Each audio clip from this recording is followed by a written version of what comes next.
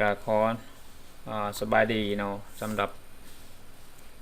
นักเรียนนักศึกษาแผนกภาษาบาลีอันนี้ก็มาต่อเนาะบทเรียนเก่าจากตัวเดิมเนาะบทเรียนเก่าจากตัวเดิมเพราะว่าวิดีโอแต่ละวิดีโอก็จะบ่ให้เกินเนาะเกินความยาวเกินไปเนาะก็จะหาอยู่ในขอบประมาณ30ปลายนาทีเนาะ30ปลายนาทีเนาะ30ปลายนาทีแน่นอนว่าเป็นวิดีโอตัวที่2เนาะที่ข้าพเจ้าได้อารมณ์ก็คือค่อนข้างจะซับซ้อนอยู่เนาะค่อนข้างจะซับซ้อนแล้วก็ค่อนข้างจะยากเข้าไปเรื่อยๆเนาะจะค่อนข้างจะยากเข้าไปเรื่อยสาเหตุที่เฮายากก็ยังมาเฮาบ่ได้แบบนำก็อันนี้คือส่วนหนึ่งเนาะประการที่2ก็คือเฮาบ่ค่อยได้แปลเนาะเราประโยคบ่ค่อยได้แปลเพราะฉะนั้นมื้อนี้ก็ถือว่าเป็นบทที่3บ่าวด้วยรักการแปลทั้งเบิดตั้งจากนั้นจะเข้าสู่การแปลธรรมบทเนาะมีทั้งเบิดอยู่ที่จริงแล้วทั้งพระอาจารย์ประแต่งมาอยู่เก่าเดืองเนาะแต่ว่าที่ยกแบบอย่างให้เห็นเพียงแต่หาเดืองเท่านั้นเนาะเพียงแต่หาเดืองเท่านั้นก็คือแปลธรรมบทเอาธรรมบทมาแปลเพราะฉะนั้นก่อนที่เฮาจะไปแปลธรรมบทหรือว่าแปลนิทานเนาะที่เป็นประโยคใหญ่ๆเราก็ต้องผ่านระดับประโยคน้อยๆนี่ก็ไปก่อนเนาะผ่านหลักการแปลก็เปิดหลักการนี้ผ่านไปก่อนอันนี้ก็มาเข้าสู่บทเรียนเนาะตอนที่3ต่อจากบทที่เก่าไปเรื่อยๆอันนี้คือจะเปิดให้เบิ่งก่อนเนาะอันนี้คือหยังเนาะหลายคนอาจจะยังแบบนี่แหละคือคำแปลคือเรียกว่าคำแปลประจำหมวดวิภัตนามเนาะคำแปลประจำหมวดวิภัตนามเพราะฉะนั้นแล้วตัวนี้แหละเป็นตัวบ่งบอกให้เฮาฮู้ว่าเนาะเฮาจะคุมประโยคได้อันนี้ก็คือส่วนหนึ่งเนาะเฮาจะเชื่อมโยงเนาะถ้าเฮาท่องแบบบ่ได้ยกตัวอย่างว่าเฮาท่องแบบบ่ได้เฮาสิเฮ็ดแนวใดเนาะเฮาท่องแบบบ่ได้ยกตัวอย่างเฮาปฐมมาสที่1เฮาก็บ่ฮู้ความหมายมันแปลว่าอีหยังตัวที่อย่างที่2เฮาก็ท่องคำแปลของมันบ่ได้นี่ว่าแทนที่ว่าซึ่งสู่ยังศีลด้วยตนกับซึ่งสู่ยังศีลเสียงศีลกับนำก็ว่ากันไปตัติอย่างที่3ก็คือด้วยโดยอันตามเพราะมีจนที่4แก่เพื่อต่อสำหรับแล้วก็แด่ปัจจมีที่5แต่จากกลัวเหตุเนาะสัตว์ที่6แห่งของเมืองสัตมีที่7ในไก่ทีเทิงขั้นเมือแก้มแปะนี่แหละอารัปปณะนี่เฮือนว่าอารัปปณะนี่เฮือนว่าอารัปปณะขอเปิดด้วยโปรแกรมนี้เนาะนี่เฮือนว่าอารัปปณะเนาะเดี๋ยวเปิดเห็นก่อนตัวนี้คือว่าอารัปปณะนี่เนาะขอเป็นมิกสีแดงเนาะแล้วก็นี่แหละคือว่าอารัปปณะนี่คือว่าอารัปปณะคำแปลของมันคือหยังคาแต่นี่คำแปลของมันแน่ดูด้าแล้วก็ดูก่อนอันนี้คือคำแปลของอารัปปณะ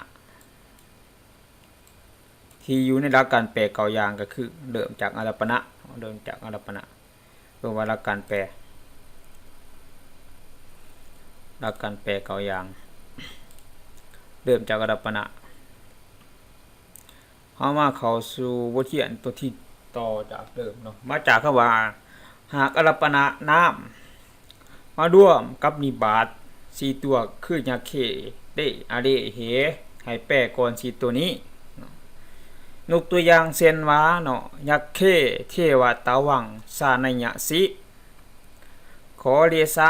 เนาะขอเดสะก็คือศัพท์นี้ขอเดสะนี่คือนี้ศัพท์ขอเดสะข้าแต่พระองค์ผู้สมมุติเทพข้าแต่พระองค์ผู้สมมุติเทพเนาะเทวะข้าแต่เขาบอกแล้วว่าถ้าวานิบาตนี่หากอารัปปณะน้ำมาร่วมกับนิบาตอารัปปณะน้ำอารัปปณะน้ำคือใดอารัปปณะน้ำกับนิบาตเนาะแต่คำว่าอารัปปณะน้ำอารัปปณะน้ำก็คือนี่เนาะกับนิบาตเขาว่า ซับสาวะอารัปนานามนี่บาทนี่คือว่ายักษ์เข้เดอาเดใน4ตัวนี่ถ้าว่าตัวใดมาก่อนในประโยคนั้นให้แปลก่อนอารัปนานามเนาะให้แปลก่อน4ตัวนี้ให้แปลก่อนอารัปนานามอารัปนานามคือตัวใดคือยักษ์เข้นี่เป็นโอเทวะนี่เป็นอารัปนานามเทวะเฮาฮู้แน่เลยว่าตัวนี้เป็นอารัปนานามนี่ดีขาแต่นี่ดีเฮาจึงฮู้ว่าสามารถจะบ่งบอกได้ว่าเฮาจังฮู้ว่าตัวนี้เป็นอารัปนานามเนาะเพราะว่าตัวคำแปลของมันตัวบ่งบอกถึงยกตัวอย่างว่าตัวใดนี่เห็นบ่นี่บ่เห็นแจ้งบ่ว่านี่อันนี้คือคำแปลของอารัปนานามนี่อารัปนานามขาแต่นะขาแต่นี่ขาแต่พระองค์ผู้สมมุติเทพอันนี้คือเป็นศัพท์ขาแต่นี่เฮามาเพิ่มอยู่ในส่วนของอารัปนานามเฮาก็ต้องแปลไปตามวิภัตของมันเนาะบัดนี้ตาวังอันว่าเจ้าหรือว่าอันว่าทานซาในญาสิแปลว่าพึงหูเนาะแปลว่าพึงหูซาถาดแปลว่าในความหูเนาะพึงมาจากในส่วนของวิภัตอัคยาตเนาะพึงตัวนี้คำแปลของมันนี้เนาะอย่าคู่ก็ไปเปิดเบิ่งในส่วนของวิภัตอัคยาตเนาะว่ามันอยู่ในส่วนตัวใดเพราะฉะนั้นคำแปลของมันจะมาคำมีพึงเนาะสิตัวนี้เนาะสิตัวนี้ตัวเป็นตัวบ่งบอกให้ขึ้นประธานตาว่างนี้เนาะมาบทที่2เนาะมาตัวที่2บัดตัวที่2ก็คืออะเดก็คือศัพท์นี้เนาะอะเดเดมันบ่มีเนาะอัญญาคีพันภายแล้วอะเดเขาว่าอะเดก็คือตัวนี้ให้แปลก่อนอารัปนานามเขาว่าอะเดแปลว่าเฮ้ยที่ว่าแปลว่าเฮ้ยที่เฮาได้ยินกันเนาะว่าเฮ้ยประมาณนั้นก็สิประมาณนี้เนาะเฮ้ยเขาบอกบัดนี้เขาว่าแนะหญิงคอมเนาะอุสุนี่เป็นอารัปนานามอันนี้เป็นนิบาตเกินว่าเป็นนิบาตตัวนี้เป็นอารัปนานามเฮาฮู้ได้แนวไหนเพราะว่าคำแปลมันบ่งบอกถึงคำว่าแนะเนาะมาเบิ่งคำว่าแนะมาเบิ่งคำว่าแนะนี่เนาะมาเบิ่งคำว่าแนะอันนี้เห็นบ่เขาขีดไว้ยังนี่ฮู้บ่เป็นยังเขาขีดไว้นี่ฮู้บ่แต่หลายคนอาจสิยังบ่ทันฮู้ที่จริงเนี่ยเขาเขียนมันจะมี2ฝั่งมันมีจะมีฝั่งเอกะและฝั่งพหุนี่ก็เขียนนี่มีแต่ฝั่งพหุมีแต่ฝั่งเอกะเนาะที่จริงมันต้องเฮ็ด2ซึ่งทั้งหลายสู่ทั้งหลายยังทั้งหลายสินทั้งหลายกับทั้งหลายนำทั้งหลายแต่ว่าซึ่งสู่ยังซึ่งสู่ยังสินอันนี้เป็นฝ่ายเอกะแต่ฝ่ายพหุเฮาเพิ่มคำว่าทั้งหลายเข้าไปเพิ่มทั้งหลายเข้าไปนี่เขาบ่ได้เฮ็ดใหม่เฮาทั้งผู้เพิ่นแต่งหนังสือเพิ่นบ่ได้เฮ็ดใหม่เฮาเพราะฉะนั้นเฮาต้องฮู้เองเนาะต้องฮู้เองเฮาจะแบ่งเป็นว่าฝ่ายเอกะว่าเอกะนี่พหุใช้คำว่าพหุออกไปจะแบ่งกันก็ขีดไว้คือหมายถึงนี่แหละหมายถึงพหุนี่แหละเขาขีดไว้นี่นะมันก็ขีดไว้อีหยังได้นี่หมายถึงตัวท่อนี่นะยอมันทั้งหลายนี่นะหมายถึงตัวท่อแปลว่าทั้งหลายนี่ยอมันตัวหยอมันซื่อนี่เนาะ มาต่อบทเรียนของเราคือเก่าแนะเฮาฮู้แล้วว่าตัวนี้เป็นอารัปนานามเนาะเพราะฉะนั้นเฮาก็แปลคำว่าแนะนี่ตัวแนะตัวบ่งบอกถึงอารัปนานามเป็นคำแปลของมันเนาะเพราะฉะนั้นถ้าเฮาจำคำแปลบ่ได้เฮาสิแปลแนวใดถ้าเฮาจำไวยากรณ์คำแปลของมันบ่ได้สมมุติว่าจำคำแปลของมีพัดนามบ่ได้มันสิแปลว่าแนวใดเฮาก็แปลบ่ได้เฮาก็มีวันแปลได้เนาะเฮาสิแปลได้แนวใดเมื่อเฮาจำบ่ได้เฮาสิแปลได้แนวใดเนาะแนะหญิงคอมเขาว่าแนะหญิงคอมอันว่าริมศพหรือว่าปฐมวิภัตปฐมวิภัตเนาะเป็นปฐมวิภัตเพราะว่าเฮาฮู้แล้วว่าตัวนี้เป็นประธานในประโยคนี้มันก็ต้องเป็นประธานเหมือนเป็นประธานเนี่ยมันก็ต้องเป็นปฐมวิภัตเนาะเฮาฮู้ได้แนวไหนเพราะว่าเฮาฮู้ได้คำว่าตัวนี่เด้มันมาจากไสนี่นี่ ก็ทองแบบบ่ได้ก็สิมาแต่ใส่อีกเนาะก็จะก็สิงงไปอีกเอาอธิบายนี่คำว่าอันว่าตัวยอมันก็คือตัวอนี้นี่บ่ตัวยอมันก็คือตัวอนี่อันว่าเขาเขียนเต็มก็คือเขียนคำว่าอันว่าแต่ก็อันว่าถ้าเป็นไฟล์เอกะเด้อันนี้เป็นไฟล์เอกะเนาะไฟล์พหุก็คั่นว่าอันว่าทั้งหลายเนาะเขาว่าอักขระอักษรย่อเขาว่าก็คือตัวอนี่เขาตรงไหนกันว่าอันว่าตั้งแต่ตัวอย่างที่2สุดสูงเนี่ยติญาสิครับโดยอันตามผมมีตัวซีแก่โพตัวจะมีนี่ฮะแต่จากเหตุเป็นที่ที่6แห่งข้อมือสิมีที่7ในกะที่ทั้งบนในลาปานะในโดนกาแต่ก็ว่ากันไปอันนี้ก็คือคำแปลประจำหมวดวิพัฒน์ที่ต้องจื้อให้ได้เนาะเฮาจื้อบ่ได้ก็มีวันแปลได้มันจื้อบ่ได้มันจะไปแปลได้จังได๋ก็เขียนว่าตัวอก็ยังบ่ฮู้ว่าตัวอหมายถึงอีหยังเนาะตัวอตัวนี้แหละเป็นคืออันว่าศพอันบาปากของเจ้าตุยหังเนี่ยตุยหังนี่เนี่ยของตัวนี้เป็นหยังดีพัดจตุทีที่4แก่แห่งของเมืองสัตทีที่6ตัวนี้เป็นหยังดีพัดนี่สู้ว่าเฮาทองแบบบ่ได้นี่ขั้นทองแบบบ่ได้มันสิฮู้แน่เลยว่าตุยหังนี่เป็นหยังมีปัดนี่ก็บ่ได้เนาะบัดนี้เฮามาเบิ่งขึ้นเฮามาเสกมันขึ้นก่อนว่าเฮาจะคู่แนวใดข้าพเจ้าจะตอบมันก่อนก็ได้เนาะจะตอบมันก่อนก็ได้ว่าตัวนี้เป็นสัตทีที่6สัตทีที่6เป็นว่าแห่งของเมื่อครับแปลของมันอันนี้คือข่าวคันเฮาทองแบบได้โอ้เฮานึกออกเฮาจะนึกออกปั๊บทันทีเลยโอ้ตัวนี้เป็นว่าแห่งของเมื่อก็คือคำแปลประจำหมวดวิพัฒน์สัตทีที่6ถ้าจะมีที่7ในกะทีทั้งบนเนาะอันนี้คือหลักการท่องภาษาบาลีที่มันจะซอยเฮาได้เพราะว่าเฮาสังเกตได้ว่าตุ้ยหังนี่เป็นสัตทีที่6ได้ก็ต่อเมื่อคำแปลมันเนาะคำแปลประจำหมวดวิพัฒน์มันจะมีอยู่นี่ก็คือของตัวนี้เนี่ยของนี่โมเมนต์ตัวนี้ทรัพย์นี่ทรัพย์ตัวนี้มันแปลว่าเจ้าซื่อทรัพย์ตัวนี้เนี่ยมันเดี๋ยวเมื่อเอามาแจกมันก็เป็นสัตทีที่6มันก็แปลว่าของเจ้าเอาคำแปลประจำหมวดวิพัฒน์มาใส่ทั้งหน้านี้เนาะใส่ทั้งอย่างดีนี่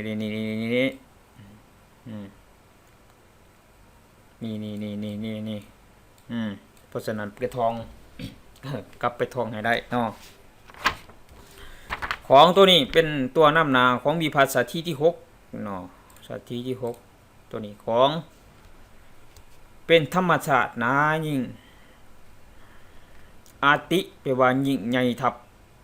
เนาะเป็นอุปสรรคนี่คันว่ามาแยกทรัพย์นี่เอาอย่างบ่ได้ไปคันแปลบ่ได้อีดีก็แปลว่ายิ่งใหญ่นี่อาตินี่ยิ่งเกินดวงก็ว่าคันแปลตามภาษาคือว่ายิ่งตัวนี้ก็คือยิ่งเอิ้นว่ายิ่งน่ะยิ่งอาติแปลว่ายิ่งก็สิเว้านะก็เป็นของเจ้าเนาะของเจ้าเป็นธรรมชาติหนายิ่งอาตินี่เป็นศัพท์อีกศัพท์นึงที่เข้ามาบวกเกินว่าสมาร์ทเท่ากันเนาะกับศัพท์ตัวนี้พวกอุปสรรคว่าหยังเอาไว้นำหน้ายกตัวอย่างอภิธรรมยกตัวอย่างอภิธรรมอภิแปลว่ายิ่งใหญ่ทับเนี่ยอภิแปลว่ายิ่งใหญ่ทับมาบวกกับคำว่าธรรมะมาบวกกับคำว่าธรรมเพราะฉะนั้นก็เป็นอภิธรรมอาภิเป็นอุปสรรคเนาะธรรมะก็เป็นนามทั่วไปเพราะฉะนั้นตัวนี้เป็นคำนำหน้าของเป็นอุปสรรคเอามานำหน้าของนามทั่วไปเนาะพหะโรยพหะโรยกะพหะโรยทะกะโปรังเนาะยิง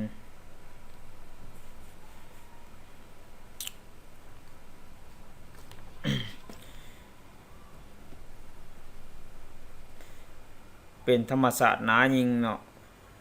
ของเจ้า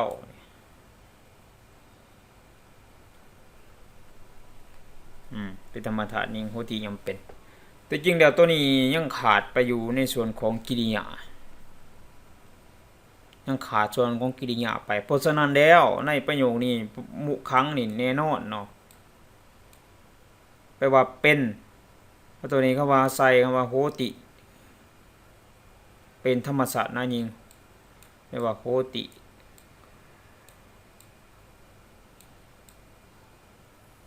โหติแปลว่าย่อมเป็น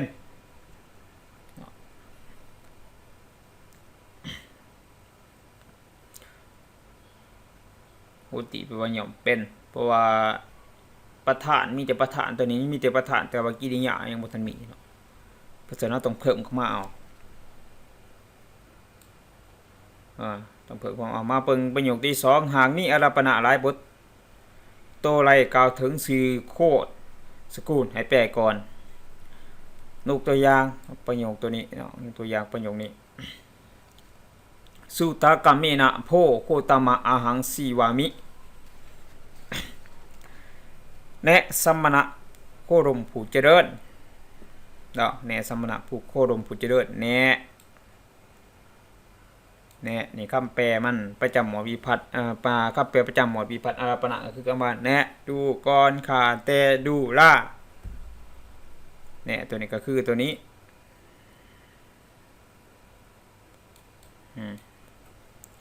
โพแปลว่าสมณะโคดมผู้เจริญมันผู้ตัวนี้เนาะซับตัวนี้เลยผู้เจริญผู้ตัวนี้แปลว่าผู้เจริญโพแปลว่าผู้เจริญเป็นวิเศษณะของโคตมะเนาะเป็นวิเศษณะของโคตมะแปลว่าผู้เฮาฮู้แน่ๆว่าเป็นวิเศษณะพอแปลว่าผู้เนาะแปลว่าเป็นตัวขยายของตัวประธานนี้ก็เป็นตัวขยายของอารัปณะตัวนี้เนาะอาหังอันว่าเฮาเนาะอาหังอันว่าเฮาสีวามิแปลว่าย่อมเลี้ยงชีพสีวามิแปลว่าย่อมเลี้ยงชีพเป็น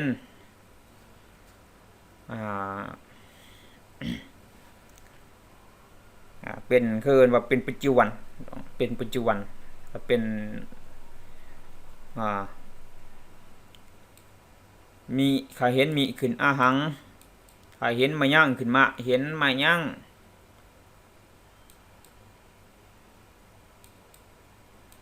เห็นมะขึ้นมายั่งเห็นมะนี่มะตัวที่นี่มะนี่มะตัวเดียวในลงฐานนี่ขึ้นมายั่งขึ้นมายั่งเป็นประธานเนาะเห็นมีขึ้นอาหังเห็นมายั่งเห็นมะขึ้นมายั่งเนาะเป็นประธานนำมาเฮาทั้งหลายย่อมเลี้ยงชีพเนาะย่อมเลี้ยงชีพจบนี้เนาะย่อมเลี้ยงชีพชีวามิแปลว่าย่อมเลี้ยงชีพเฮาฮู้แน่ๆว่าตัวนี้แปลว่ามีเพราะว่าคำแปลของมันแปลว่าย่อมอยู่ย่อมจะวัตตมนาเนาะวัตตมนาแปลว่าอยู่ย่อมจะเป็นปัจจุบันด้วยการดินสกาก็คือสุตตะกัมมีนะ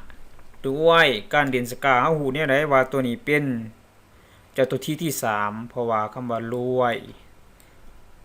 นี่แหละตัวเป็นตัวบ่งบอกวิภัตตรงเป็นตัวบ่งบอกวิภัตว่าตัวนี้เป็นตติญญาที่3เพราะฉะนั้นแล้วเวลาเฮาแปลเฮาก็เล่าเอาว่ามันสิแปลว่าแนวใด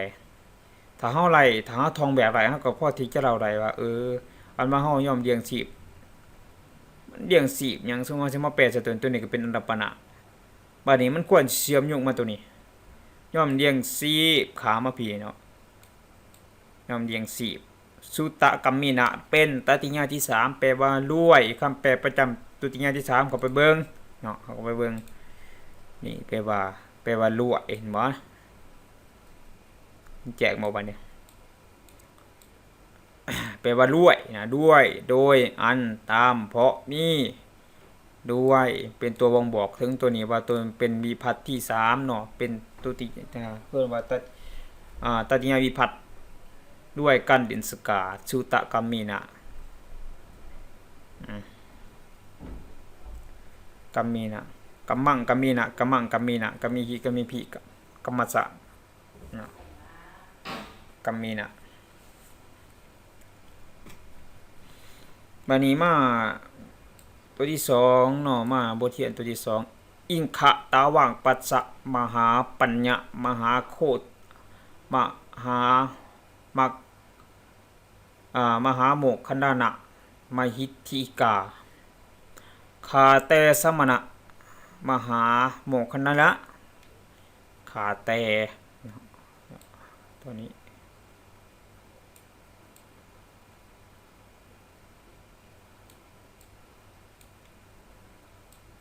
นี่แปลว่าขาแต่บ่คำแปลประจำหมวดวิภัตอารัปปนะแปลว่าแนะดูก่อนขาแต่นี่คือขาแต่เห็นบ่เป็นคำนำหน้าของน้ำของพระมหากัสสปะโมคคัลลานะเวลาแปลแม่นสิมาแปลเดียวบ่ได้นะสิบ่มาแปลว่าโมคคัลลานะโมคคัลลานะเดียวบ่ได้ศัพท์ใดที่ถูกแจกในวิภัตแล้วก็ต้องเอาคำแปลประจำหมวดวิภัตมาแปลให้พร้อมบ่แม่นว่าสิบ่แปลให้มันก็บ่แปลมันแล้วสิมาแจกเพื่ออีหยังเนาะในเมื่อมันถูกแจกไปแล้วมันก็ต้องเอาคำแปลนั้นมาแปลให้มันพร้อมต้องเอาคำแปลของวิภัตนั้นมาให้มันแม่นว่าสิไปตัดถิ่มเนาะคันว่าสิตัดถิ่มบ่ต้องเอาไปแจกก็ได้ตาวังก็แปลว่าเจ้าซ้ำเด้อแปลว่าตาทรัพย์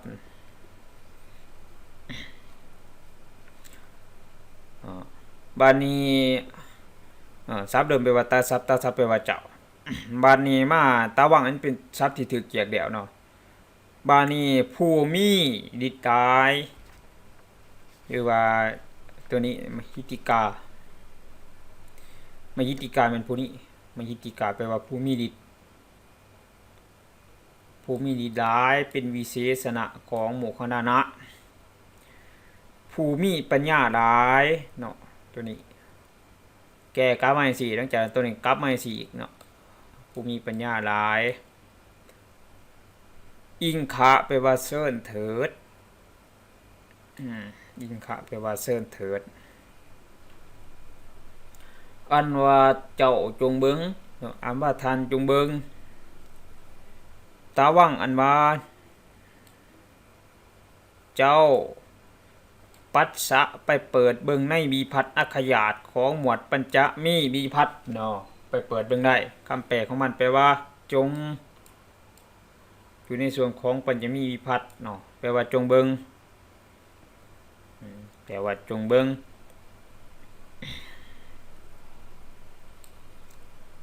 ถือว่าจบไปเนาะถือว่าจบไปอิงคะตัวนี้แปลว่าเชิญเถิด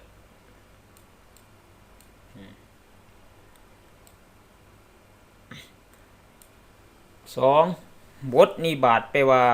หยังแปลว่าตกลงเนาะแต่ภาษาอังกฤษก็โอเคโอเคก็ว่าโอเคภาษาอังกฤษนิบาตคืออภัญญาทรัพย์ที่แจกวิภัตบ่ได้มีหลายประเภทเนาะมีหลายประเภทเช่นนิบาตต้นข้อความนิบาตบอกคำถามความยอมตามการปฏิเสธคำเตือนเงื่อนไขอุปมาอุปไมยบอกสถานที่กาลเวลาเป็นต้นมีหลายหมวดที่สามารถแปลเป็นตัวที่2ได้ร่องจากอารัปปณะเซนวากิระคาดุสุทังนันทะตักขะอิงขะอัมมะอัมมันตาสะเจเจยะอะถายะถายันนูนะแม่นว่ายันนูนะนี่แม่นว่ายันนูนนี่เนาะยันนูนะเนาะยันนูนะถ้าว่ายันนูนก็ต้องมีจุดอยู่นี่มีจุดนี่คือว่ายันนูนอ่านปริต้องอ่านแปลว่ายันนูนะอัป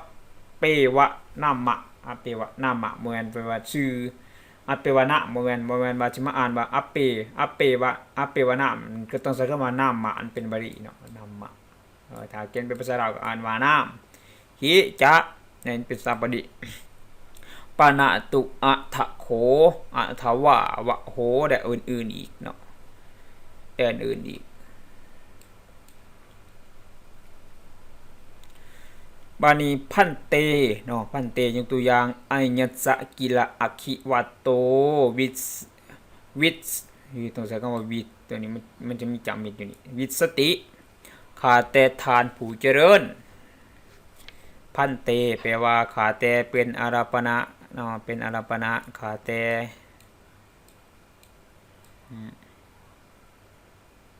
่กีระเป็นนิบาตเนาะกีระแปลว่าได้ยินว่าเนาะอันว่าล่มยอมวาโต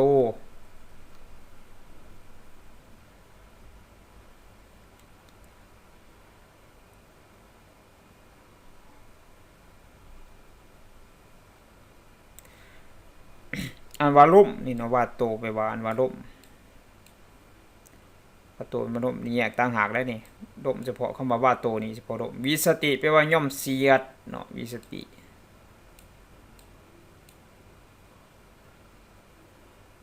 ย่อมเสียดแปลว่าย่อมเสียดแปลว่าล่มนะคือว่าก็สิบอกง่ายว่าล่มมันเป่าตาเนี่ยก็สิบอกภาษาบ้านๆเนี่ยคือล่มตัวนี้มันเป่าล่มเป่าตาก็คืออักขิงเป็นอักขีซึ่งเนาะเป็นตุติยวิภัตอักขิงเนาะเป็นอักขิงผมเป็นอักขีเนาะอักขี